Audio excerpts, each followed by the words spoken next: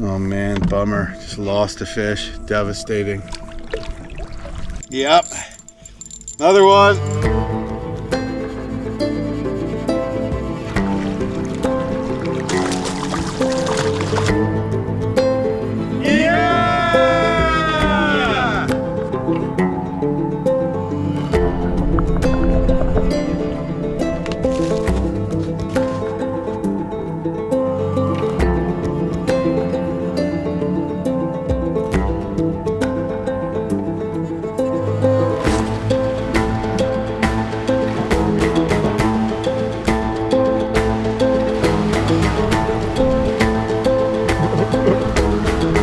Go baby, one last hurrah in the forest boreal.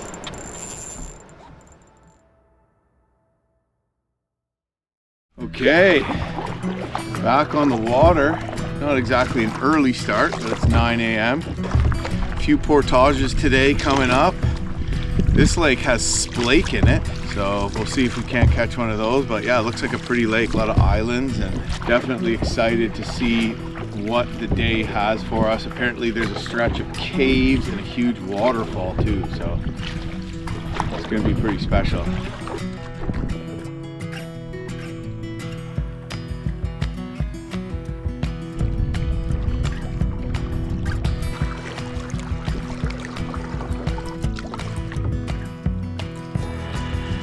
Oh man, bummer. Just lost a fish. Devastating. Felt good, dude. Like, not good as in like 3 pounds, good as in like 2 pounds, you know? Yeah. Well, hooked into another one. Just drift trolling with the wind right around where Ted was. Looks like a good one.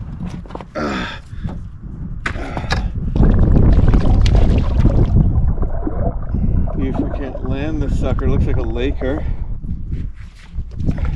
Felt a few bites coming through there. Yes!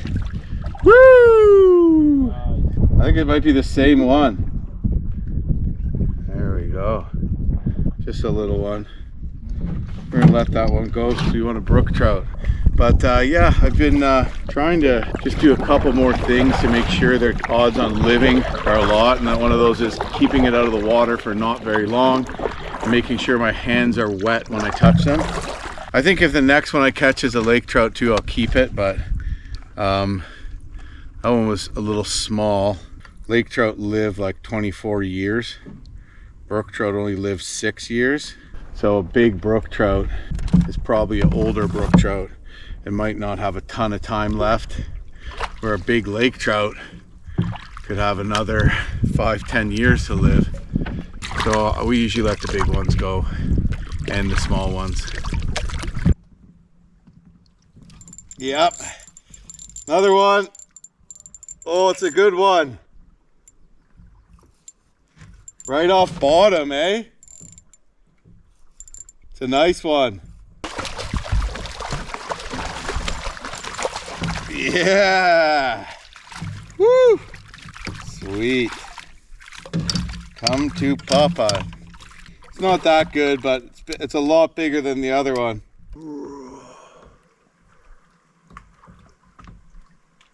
Well, we trolled that lake, but to be honest with you, we kind of want to move on, and we don't really have 5 hours to fish this lake, so didn't get a chance to get a splake. It looks like we might have a very muddy portage coming up here. We'll have to wait to see if we get into it. Yeah, like what if we just wade the whole beaver thing the whole way and put on our waders? Let's get over here and check it out first.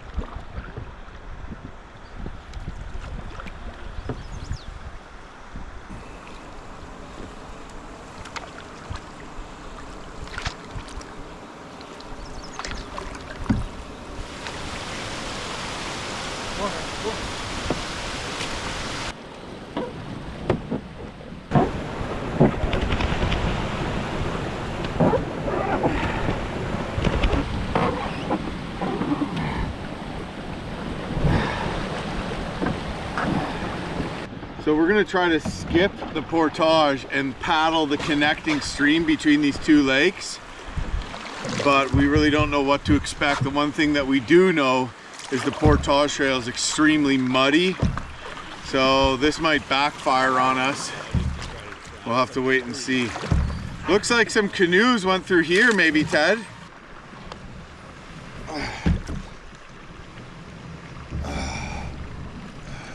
Maybe we portage this section, or maybe I drag through these reeds, I don't know.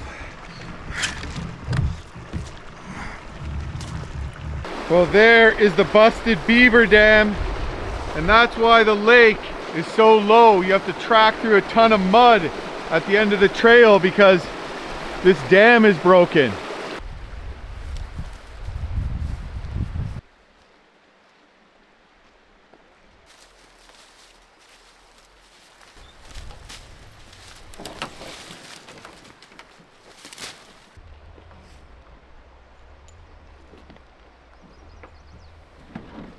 Definitely worked out skipping the portage. That's the way to do it, no matter what the water level's like. But yeah, so the portage trail, you have to walk through many meters of thick mud because there used to be lake there. Now we have a short paddle across this lake and another portage. So that looks where the trail goes there. Well, this is going to be interesting. We have a muddy little ways to go to get to where the trail starts. Okay, North, go on. Out of the boat. Out of the boat, North. Go on. Out of the boat. Go on. Go on, North. Go on. Go on. Go on, boy. Go on, North. Go on, boy. It's okay. Go on. North, go on. Out of the boat. Out of the boat, North. Come on. Good boy. Okay. Good boy. He knows, eh? Oh my God. It's dick deep, Ted. Well, we managed to skip this mud on the last portage by taking the creek. But this time, we ain't so lucky. Hey, Jim? Yeah. Look. Okay, okay. Yeah, I like that. Ted's found a way. Okay, North, go on. Go on. Go on, North. Okay, okay. That's it. Stay on the logs. Stay on the logs. Good boy.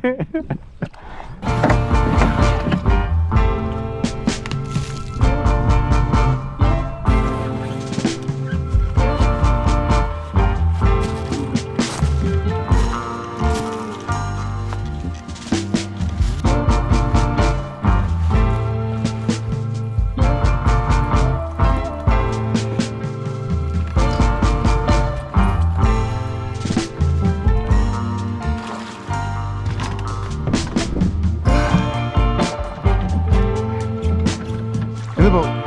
In the boat. Go on. Go on, North. In the boat. Go on, North. In the boat. In the boat. Good boy. Well, time to move on. We still have a large lake to paddle. You know, we could deal with wind and stuff, and because we want to try to get out of here tomorrow so we can go to my camp. Ted can see my cabin for the first time. I'm super excited to show it to him. We should probably try to make it across that lake when the winds are favorable. But that's where there's a really huge waterfall and some really cool caves as well. That lake also has trout in it too. Lake trout, not brook trout. We pulled up to our last portage of the day, and this is where we've gotten word that there are some sandstone caves, Ted? Yeah, I think so. Sandstone caves. I thought there was, I don't know, maybe limestone, but Ted's saying sandstone, slamstone.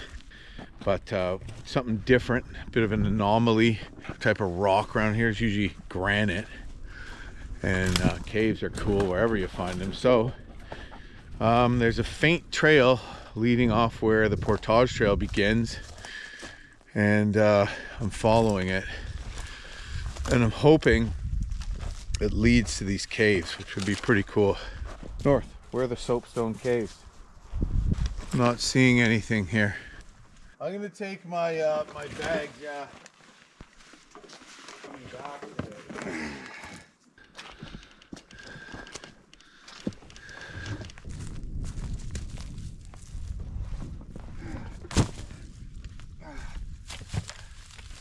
Ted noticed out of the corner of his eye what seemed to be the limestone cave right up this way.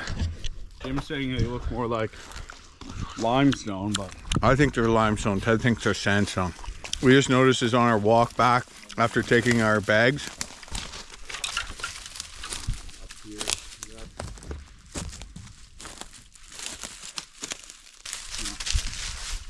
Sandstone, eh? I think this is 100% limestone, but whatever. Look at that. Interesting rock formations for sure.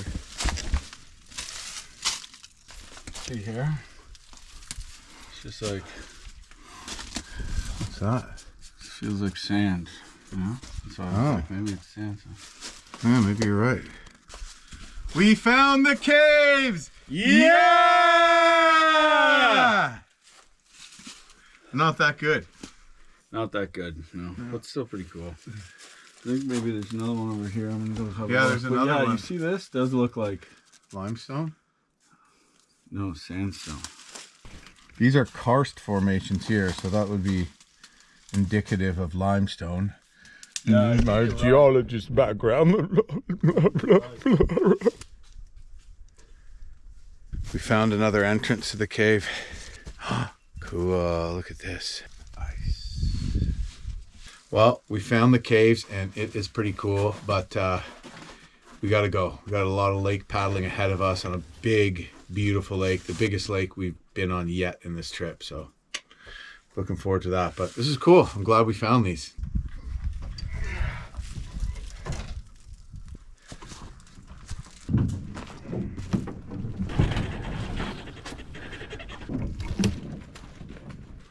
I still have my headlamp on. Not necessary for me to have that on.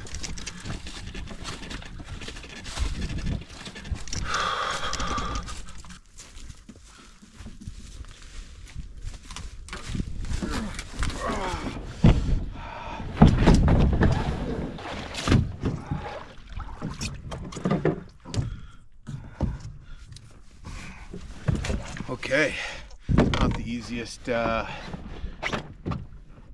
portage to get into the boat, but we're here.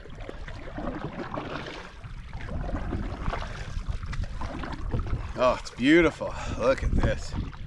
Clear water too. All right, next up, Waterfall. The lake doesn't look big here, but it's huge.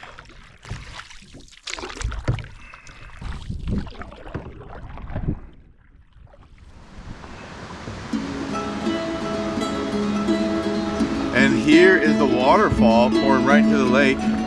Not too bad.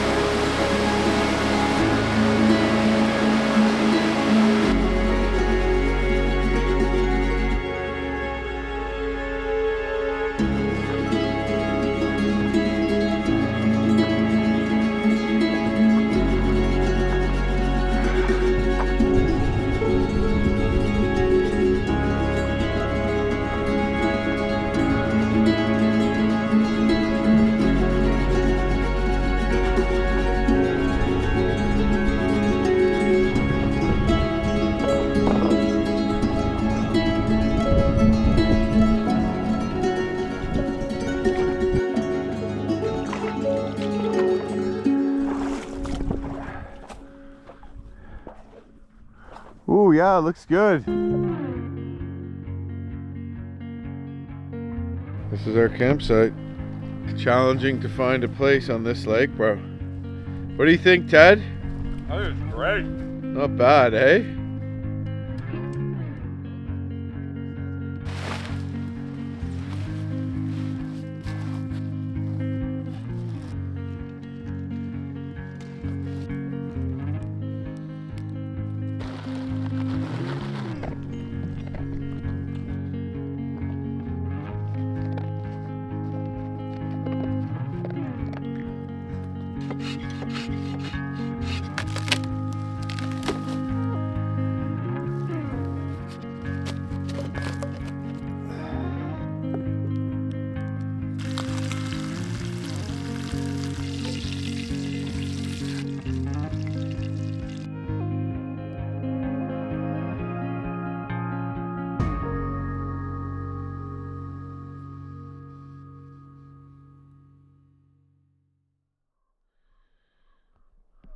Probably about 6:30 right now, and still have a little ways to paddle on this lake. And then we have a portage that goes back into the lake from whence we came, the lake where we started when we fished that little inflow. This portage comes back right in there. So in all, we probably have about 10k of paddling and a portage to deal with today, which is fairly substantial, but not too bad. It's like a nice day today. It's supposed to be even warmer today than yesterday, which is crazy. It's going to be like summer temperatures today. And then tomorrow, it's going to be hammering rain and 13 degrees. So I think we're getting out of here at a good time, maybe. Nice. Have you found a very comfortable little ergonomic place to lie? Good boy.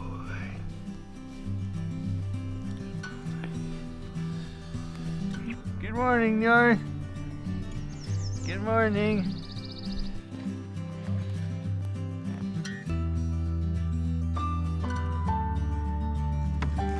Good boy.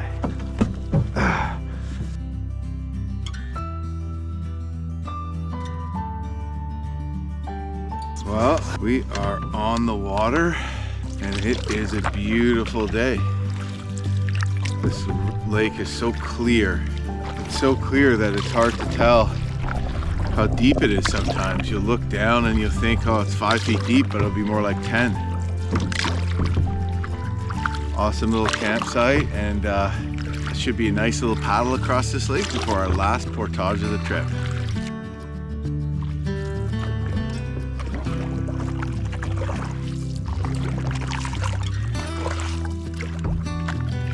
I forgot to do one thing, Ted. Take off my long johns.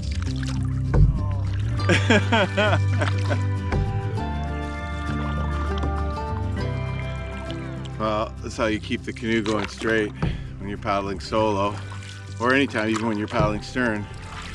You paddle forward, but if you just keep paddling forward, you end up going in a circle like this.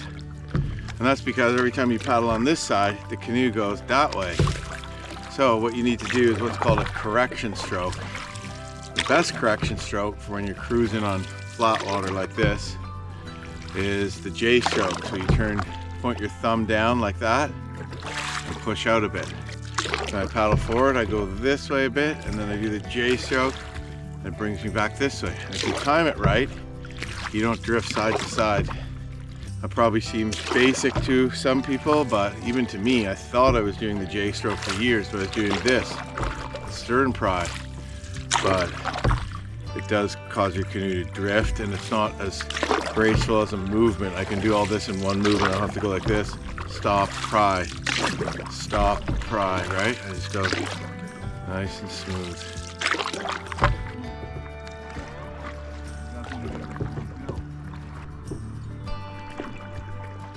Cool cliffs here. Looks like it gets right deep again here, eh? Looks like it gets super deep again after that shoal. Like this would be a sick jumping cliff, dude. Look at that. Well, here we go. We are approaching the portage. It's about 400 meters. Wasn't expecting it to be that long, but you know what? It looks like a pretty major trail. This huge lake here has absolutely no road access to it.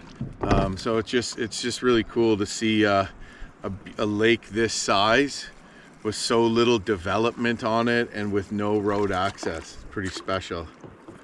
Isn't that cool though, Ted? Yeah. Fortunately, the fishing isn't really banging on it though. Yeah, very beautifully clear lake. I'm just over top of an old sunken wooden boat.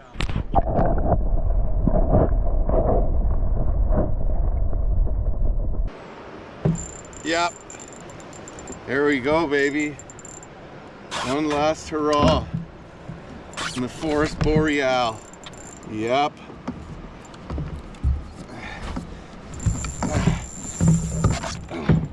Running out my drag. It's a walleye, I think. No, it's a lake trout. It's a nice lake trout. Fighting like crazy, eh?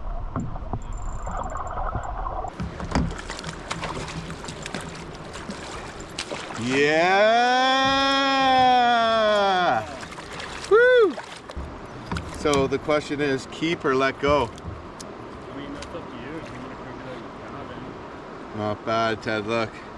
There we go. Nice slob. Woo! Take a closer look at this guy here. It's a good one, man. That. Yeah, that's Nice what. Laker by Jim. I was fishing this Williams silver spinner. I caught another Laker with this, and I just tipped it with a worm, and boom, clear water, nice sunny day.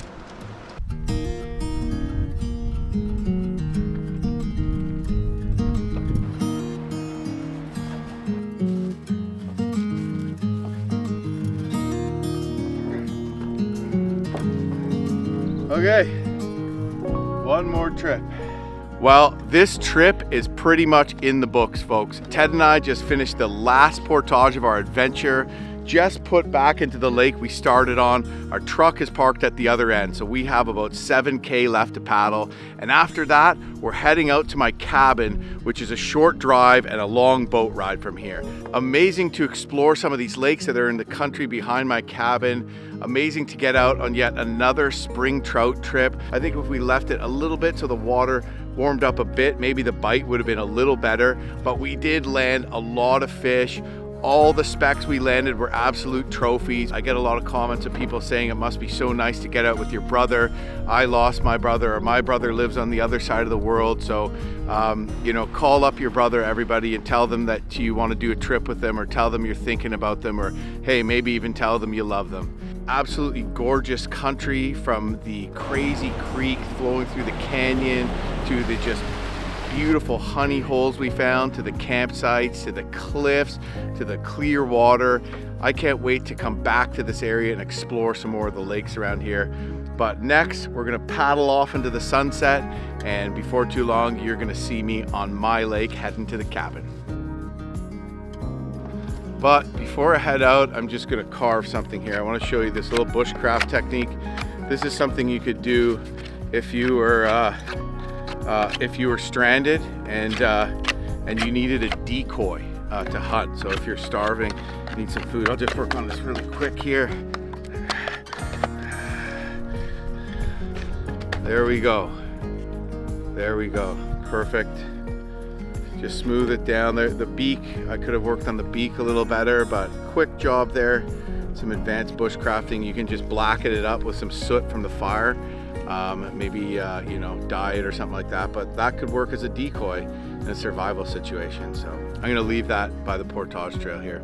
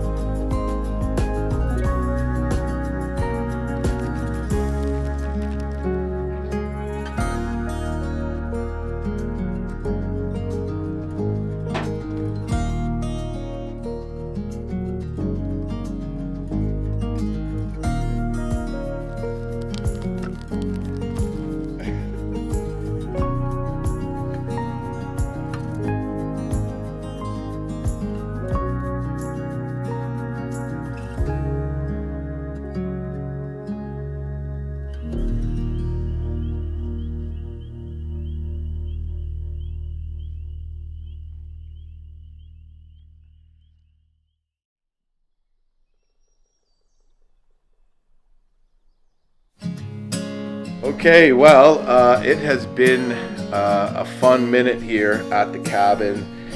Really exciting to show Ted this place. It's his first time being here, so all he's seen really is pictures and videos. So we had a very full day yesterday, and both of us fell asleep by the bonfire at about 10:30.